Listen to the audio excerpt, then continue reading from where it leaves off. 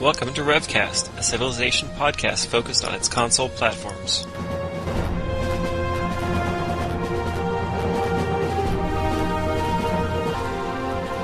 Elthrasher, Duke Blue, 1987. Strategy-X.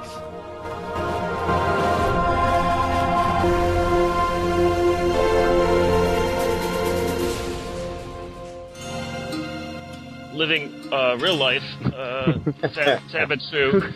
Who has a real life? I don't even know what's going on. Yeah. I'm the once in the future elthrasher. With me is Grizzly Tigers, 1987, and MultiPlayaBeast. You all know Grizzly and Duke, and probably you know MultiPlayaBeast, but in case you don't, why don't you say something about yourself? I am a dedicated gamer to Civilization Revolution. I love this game with a passion, and my goal is to become as great as elthrasher, Duke Blue, and Blaze of Dritz more than anything. And I think I'm on the way to there because I'm in the top 10 in free-for-all. I've been showing myself to be a pretty good player inside of the tournaments as well. So, what's your favorite Civ? Does that include all of them? Sure. Yes. Zulu. Well, what do you like about them? They're kind of the Civ that broke me into this game. I know what people call them a noob Civ because do whatever you want to do no matter what your advanced gameplay is. And from there, you know, I felt that I had a mission to take the Zulu to the top. The only thing I do hate is that once you hit 14 tech, pretty much are garbage. But yeah, they start off really good and they get worse as you go. Yes, much worse. So how long have you been playing? I mean, like, a lot. Since March of 2009. That's when I started playing. Down to the month. Yeah, I'm impressed by that, by the way. Oh, really?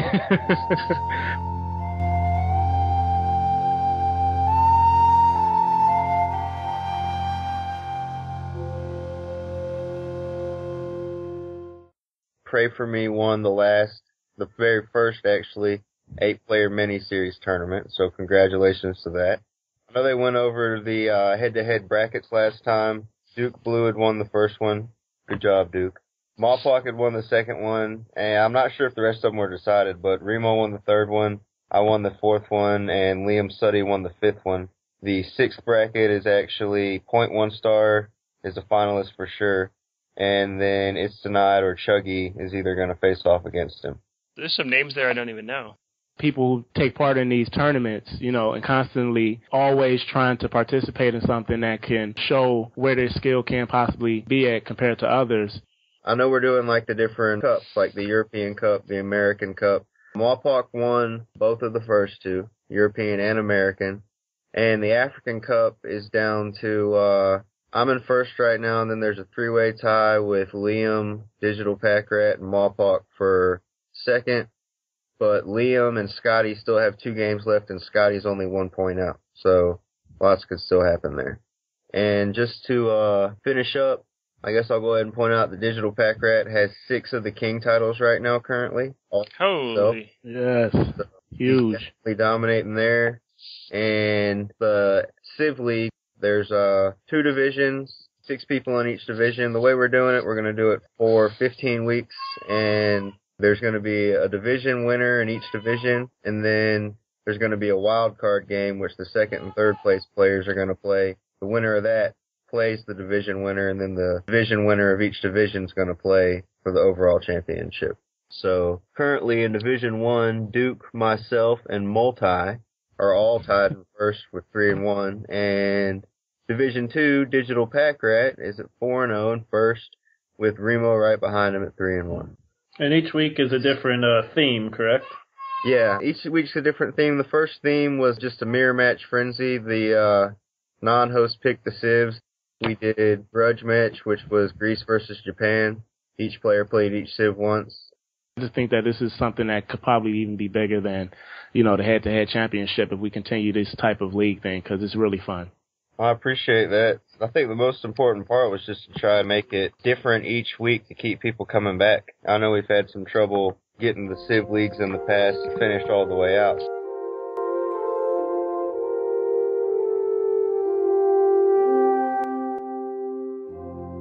wonders people may over or underrate, and so I had a list of them.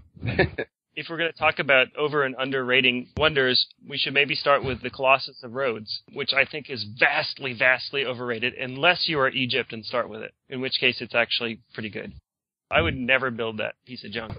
It's a library. That's all it is. Or a market. I think the biggest reason why it's not as good as some people think is that it gets obsoleted so quickly. It gets obsoleted by invention, which is not super early in the game, but midway through the game, if the other person gets a scientist and can use it for invention. I believe it can be powerful. Just as a matter of fact, in just a past Civ League game, I ended up going against a Moa B. Strange name, but... yeah, I just call him short Ade.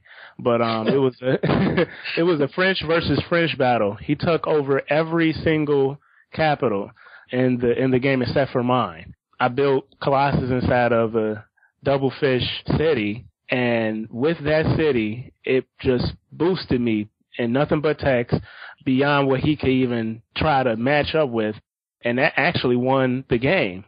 It helped probably that you were the French and that you got your builder earlier, because if you had to wait 10 more turns before you were able to put it up, then it's probably just not even worth it. I think also another thing that Colossus can really do well with is a market. You get a market city, you get Colossus, that's double of what a market is, and a lot of people don't have the funds to buy another market, and that's giving you like 2 markets at once in a city that could possibly be a 4 or 5 pop, but depends on the situation.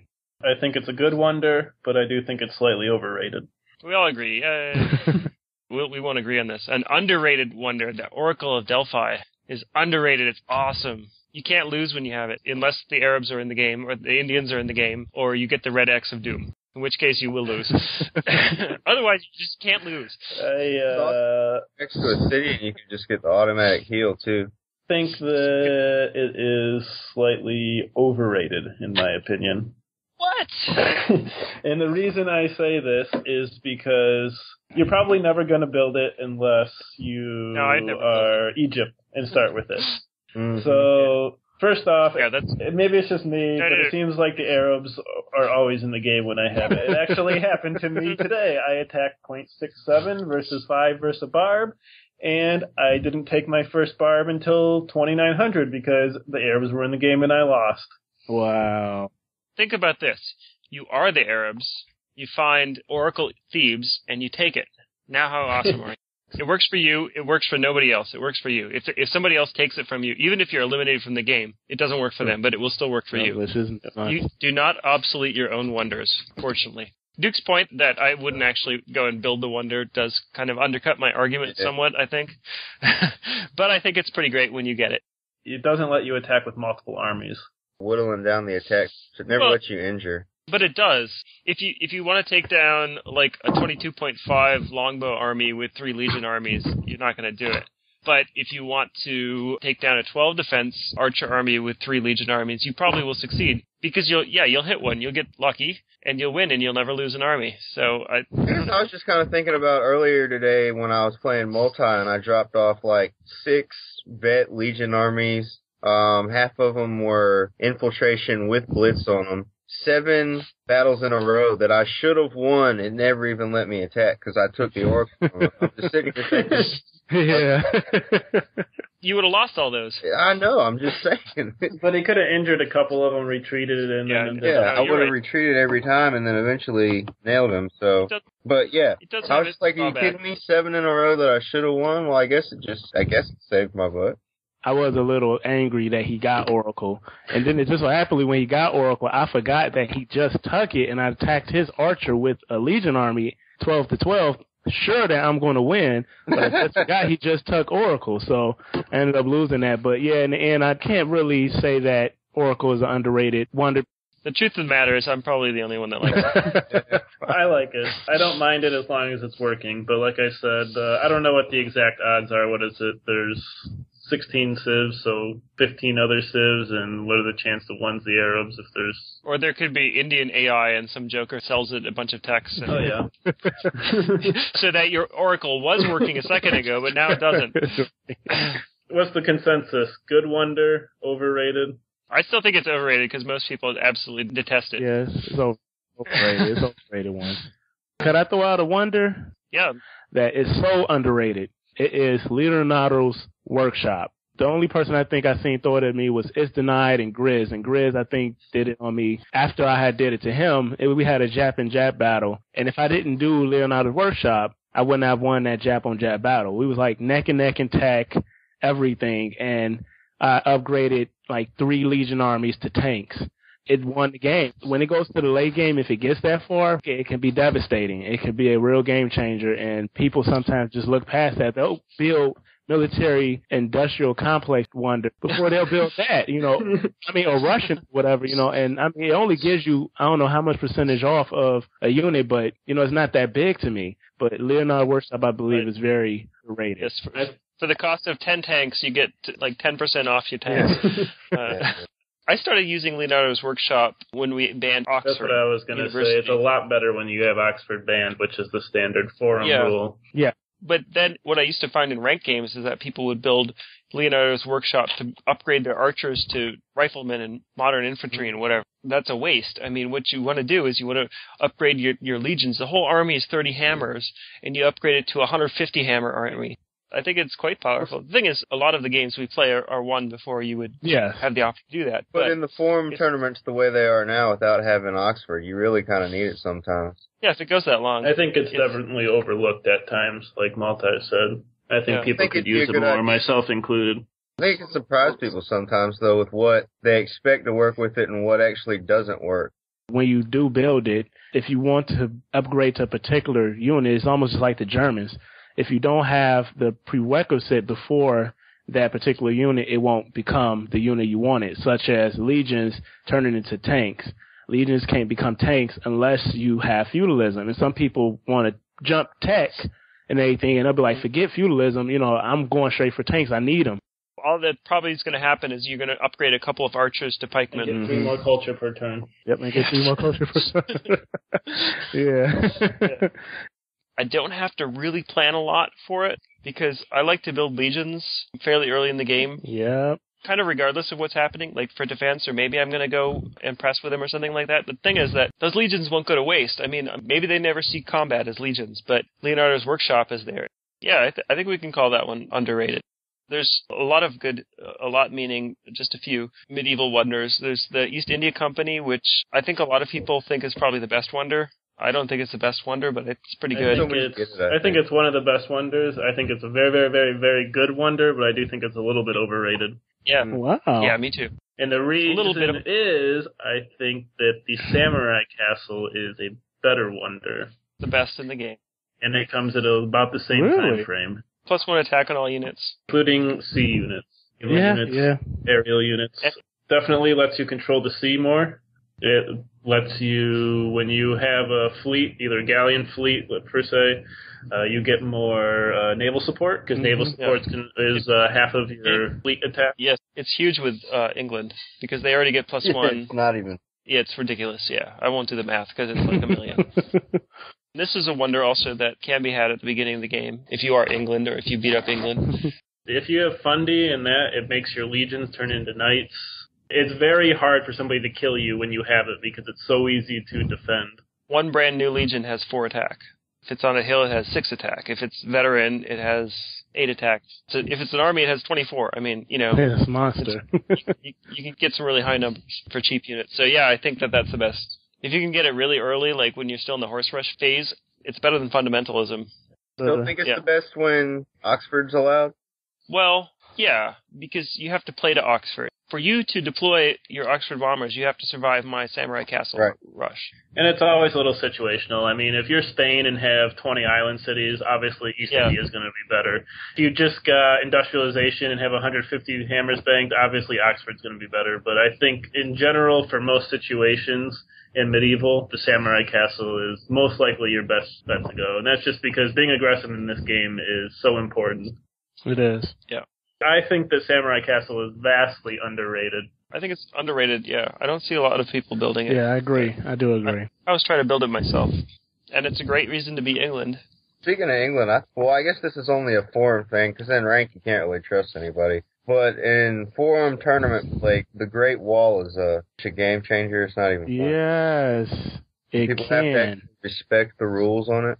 Can be. It kind of depends, I think. If you and I are both just kind of, we horse rushed each other and didn't get anywhere, and we're both expanding and stuff like that, and you build the Great Wall, I'll be like, okay, whatever. That's fine. I'll build some cities. We'll see what happens later. On the other hand, if you have expanded while I was building legions, and I have 2 cities, but a ton of legions, and you have 8 cities, they're lightly defended, and I drop them on your doorstep, and then you build the Great Wall, then that's really huge. I mean, I've won games like that before. Actually, I have a pretty memorable game against Morte where I was Spanish on an island. He was Germans. He drops off about 10 Legion armies at my cities. Great builder for the Great Wall, and by the time he gets to engineering, since he had been building all these legions, I was already at industrialization, and then there was no way he could compete. Wow. More along the lines of early, when you get it from the Wonder, that or the Great Pyramid early, both those are very influential. My point is that, so let's say we're playing it and you get it. It really depends on what my plan was with it, how much that hurts me. If my plan was that I built a bunch of armies and I need to attack you now, then that's really bad for me. If my plan was I'm going to expand and try to occupy some space and tech up and get somewhere good, then that doesn't really hurt me because, okay, I can't attack you until I get to engineering, unless you attack me. I guess I'm thinking from a personal standpoint of in an expansion phase. You can expand and usually get a good tech lead. Well, so let's say we're both expanding, you have it and I don't. You can build a bunch of empty cities and not worry about defending them, which is pretty nice. But if I can put some of my new units near your cities, and then I can start expanding with empty cities. And if you take one of mine, I take one of yours. So in that case, I don't think that there's a huge advantage to you. There is an advantage in that you can set the tempo and decide when things happen, but it's not like I'm lying face down with my hands tied behind my back and you're kicking me in the head. I can do things. It only really is not good with, say, your opponent's Germany and gets it in the first 5 turns of the game, and then you kind of go, now what? You can try to get engineering as fast as possible, and then he comes with 10 Legion armies that are elite, or I try to defend, and then he just builds cities everywhere. So it's kind of situational if it's good or not, but it can be, definitely a game changer. So I have another wonder that I think Multi can comment on, because he had a game recently which he used it for the victory, and this is the Manhattan Project. This is the only way that I see it being so important. When it gets down to the nitty-gritty at the end of the game, and somehow you got all the other capitals, and the other person, they just entrenched their capital with so many defenses, and they got probably East India, just whatever the case may be. I think in their situation they had artillery, correct? Yep, it was artillery. And Leonardo's workshop, but that was before they had artillery. Yeah, it was just happening before, but I mean, him having Leonardo's workshop made his defenses to modern infantry. In the end, I ended the game with Manhattan Project. Manhattan can definitely do some damage. I think the one of the key things is you're pretty much not building it unless you get a great builder. For 750 hammers, it's you can do a lot more with 750 hammers. But if you get a great builder, it's definitely an option. The only time I'll probably do anything with Manhattan is to have fun. I'm on the way to economic victory. I get my 20,000, I rush it just to blow up the person, So I'll even bomb my own city if they'll try to come at me. I'll bomb the city, destroy all their army, and they can't do anything. This is a weird wonder to me. Depends on what you want to do. Pyramids, I don't think I've ever built it, but it's pretty good to get. It gets obsoleted too quick to use a great builder on it, but it's definitely good with Egner a lot, for sure. Exactly. It gets obsoleted by monarchy, so... Obsoleted early, but I mean, what you really only want it for is that code of laws. If forteith, you switch to Republic, bust out some cities, or early Fundy to just control everything. Do you feel like the early communism's worth it? Because it just doesn't seem like you have enough hammers. In the early game, you're using gold mostly to build things. I did it because I had 2 3-pop cities with 3 forests each. Oh, okay. It was worth it. Being in communism can kind of telegraph a strategy, but the Arabs are the one civ that it can work with because it's pretty much expected that you're coming with units. He was the Arabs. I was Spain. The only reason I did it to telegraph it was just because he had already hit his 5th tech. So I knew he was coming at me with catapults. Yeah. So telegraphing it was like, I'm just trying to do what you're doing better. We'll see who wins. Exactly. And he did. He did it better. So how about, other than Stonehenge, what is the worst wonder in the game? The Great Library of Alexandria. It doesn't do anything. Actually, Stonehenge might be better than that. Stonehenge it's cheaper. It costs 1/3 as much. It actually does something. You're so fast with it. But there's one that's almost even better than that. It's the Apollo program. The Apollo program is pretty that's dang garbage. stupid. Yeah, that's very garbage. Come on, 750 for what? You have to get to the end of the tech tree to build this wonder that will give you all the techs. The only way you could make use of it is if, for some reason, you were way behind, but had one tech that the person who has actually completed the tech tree has, and then you trade him the ceremonial burial or something like that for a space flight, and now you can build the Apollo program and catch up. It only works if two people learn a tech that you don't have after you built it. It doesn't go back and give you anything that people have learned while you were lagging behind. And it obsoletes at university. So if you're actually behind in tech, how's it going to work? How would that work? So two people have to learn techs that are not university, that are higher than the techs that you have when you're at writing. Okay, those are bad wonders. The Hollywood's a pretty bad wonder. Yes. Military-industrial complex, quite bad. But it's good for banking your hammers while you're building the World Bank. Yeah. So that's what it's good for. The best thing that you can do that with the Library of Alexandria is banking hammers, because nobody else is going to build it. That's true. Yeah, and if you're China, you can do that at the start. That keeps you from embarrassingly building Stonehenge. Yeah, exactly. Which I think we've all done. Yeah. I built it as the Mongols once. That's really like, here's my Mongol strategy.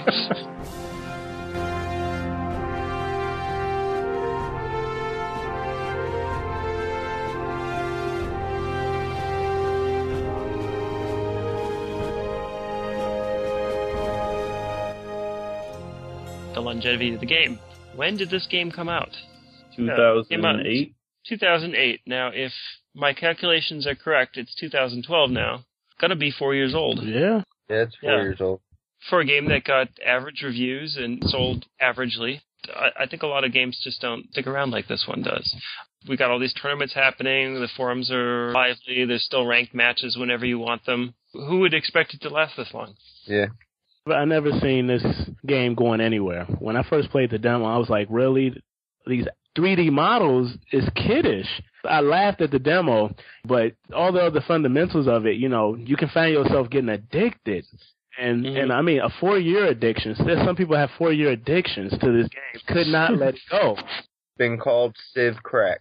Yeah, Civ Crack. Civ Crack for real. I mean, I think it's probably messed a few people's relationships up. I mean, it has done that. I mean, I don't think there's any question that many relationships have ended because of this game. Yeah, possibly myself included. Just been to the point that, this game is one of them games that you just didn't expect to still have the fan base that it do have, even to now. I think that there's two things that work here. One is that the strategy is deceptively deep. It looks kind of like a shallow game the first time you play, especially if you just play through on Chieftain and basically roll the world with the warriors. But when you play against a smart player, there's just so much more depth to it. So there's that. And the other thing is that there really aren't any other games like this. By like this, I mean a world-building / war game that you can play in an hour or less, often a lot less. Civ 4 is a fantastic game. But I could never play full games of it online because it takes hours. And I don't think that we have short attention spans. I think that we have things to do. Exactly. I think it can be very pride-based, too.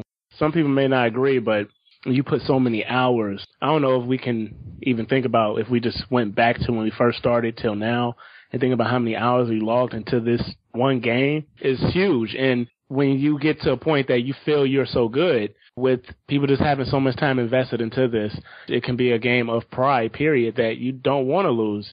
You'll probably tell somebody, I've been playing this game for 3 years. There's no way you can beat me. And somebody come in and only been playing the game for about 6 months, but they got the fundamentals down and they get you. Then you're like, what? It just makes you want to end up continue to play games to the point that you feel that it's undefeatable. I used to have a real problem with that. Not so much just being arrogant, although I probably was, but have a game that goes a little bit late, and I think I have a good chance, and then I lose. And I'm like, well, I'm not going to bed now. I got to win a game. Exactly. And it's got to be a good one. I think one of the reasons why the game's still around is, well, a lot of us know that there's a lot of randomness to the game, that the basic fundamental of the game, it's pretty even as far as the units are concerned. It's balanced, I guess you could say. Certain strategies can cancel out on other strategies, so while each game has its own variety, there's not really any one turning point in the game, at least in every game, that says this player's definitely going to win. I mean, it happens every once in a while, but if you come with knights, I can kill you with legions. If you come with horses, I can stop you with archers. I can kill you with legions, maybe even warriors. There's definitely a lot of checks and balances. What do we think about the future? How long is this going to continue? I think this game can still last for a while, until Civilization Revolution 2 comes, if it does, ever. I've given up this game 5 times now. Throw it in the trash, broke it myself, just to get away from it. And it comes calling for me. Like, it's like the crave of White Castle, Harold and Kumar. Like, you know, it's grasped me, and I have to have some Civilization Revolution. And I think a lot of the vets who gave up this game, they'll be back. See it in the used pile, and like, that game, I used to just blast, just destroy everyone. I got to at least give me one more game in. And once they put their hands on the controller and see just one of them warriors walk out, it's beautiful, man. You know, this game will live. It will live because I will continue to play it. And, you know, I may take a month or 2 off to play Skyrim or Prototype or something like that, but I'll come back because this game is truly a great in its own essence.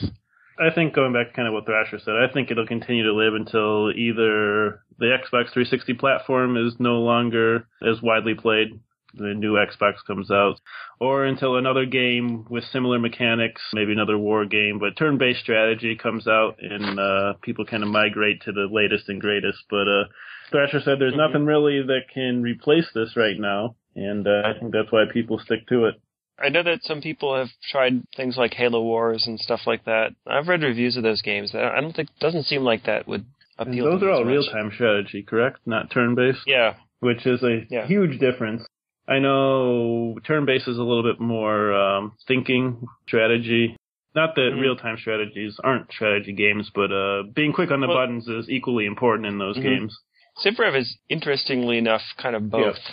In that you take your turns at the same time. But it is still turn-based, so that there's a pacing to it. And I think I just like that. I kind of like the point in the game where I feel like I've got my stuff in the right place. I have a short wait for the turn to end. My opponent is doing something or something like that, and it's not taking a really long time, but I can look around and kind of take stock of things and have a breath. And I also, on the other side of it, they're the games where I have a lot going on and things are going well, but I have so little time and it's kind of frantic, and then my opponent, who maybe didn't have such a good start, has more time to think about things and strategize. I think that balances well. Extremely well.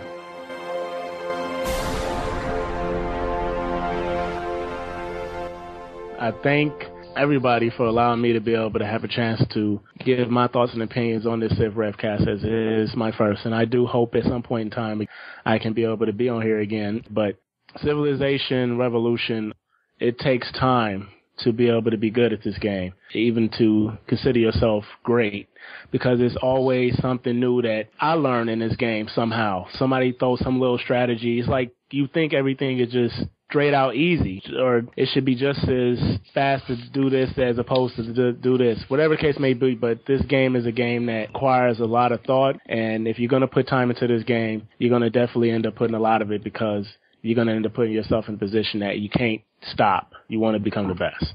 And I'm glad that I'm able to end up being part of a community now that is just all about putting you to the test and becoming the best if possible.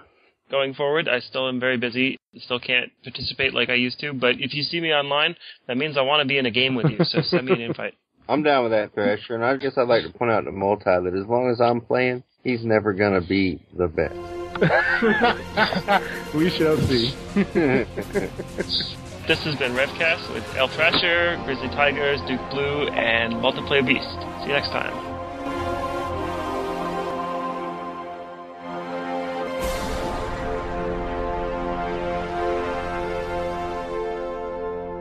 For more information about RevCast, sibling shows PolyCast and ModCast, or about PolyCast in general, log on to the series' official website at thepolycast.net. Record date: April 23rd, 2012. Civilization Revolution sound clips. Copyright Take-Two Interactive. Copyright Civilized Communication at civcom.net.